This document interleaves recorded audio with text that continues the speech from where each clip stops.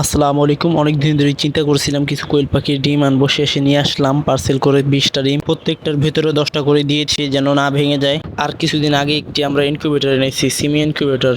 ওটার ভিতরে হচ্ছে আর্দ্রতা এবং হাত দিয়ে ঘোরাতে হয়, আর না হলে সবই এমনি এমনি কন্ট্রোল হয়। ইনকিউবেটর আনছি তাই চিন্তা করলাম কিছু কোয়েল পাখির ডিম আনি অর্ডার দিয়ে। অর্ডার দেওয়ার 2 দিন পরে আমরা হাতে পেয়ে যাই আমাদের কাঙ্ক্ষিত সেই ডিমের পার্সেলটা কিন্তু তারা সুন্দরভাবেই করছে, ডিম যাতে না ভেঙে যায়। আমরাও আবার ডিমগুলো আস্তে আস্তে বের করার চেষ্টা করছি, কারণ যদি হাতে জোরে চাপ লাগে তাহলে ডিমগুলো ভাঙার সম্ভাবনা থাকে। আর আমি ডিমের উপরে যে তুষগুলো দিয়েছি ওইগুলো সরিয়ে সরিয়ে দেখতেছিলাম ডিমগুলো ঠিক আছে নাকি। আর কোন কোয়েল পাখির ডিম আনছি তা আপনাদের বলা হয়নি। এগুলো হচ্ছে ইউরোপিয়ান জায়ান্ট কোয়েলের ডিম, যা 400 থেকে 450 গ্রাম হয়ে থাকে। আর অনেকেই বলে এইগুলো নাকি তেমন একটা উঠতে পারে না। স্টিলের একটি বাটিতে কিছু পরিমাণ তুষ রেখে তারপর ডিমগুলো রাখছিলাম যাতে ডিমগুলো না ফেটে যায়। এইখানে দুইটা বাটিতে 10টা করে আমরা 20টা ডিম আনছি। ইউরোপিয়ান কোয়েল পাখির ডিম কিন্তু জাপানি কোয়েল পাখির থেকে একটু বড় বড় হয়, ক্যামেরায় হয়তো বোঝা যাচ্ছে না। ডিমগুলো বাটির থেকে নামানোর পর আমি সাইন পেন দিয়ে ভালোভাবে মার্কিং করে নিলাম যাতে ডিমগুলো ঘোরাতে কোনো অসুবিধা না হয়। আর ইনকিউবেটরের ভিতরে কিন্তু আমরা 10-15 দিন আগে হাঁসের ডিমও দিয়ে রাখছিলাম। হাঁসের বাচ্চা ফোটার 2 দিন পরে কিন্তু কোয়েল পাখির বাচ্চা ফুটে বের হবে ইনশাআল্লাহ।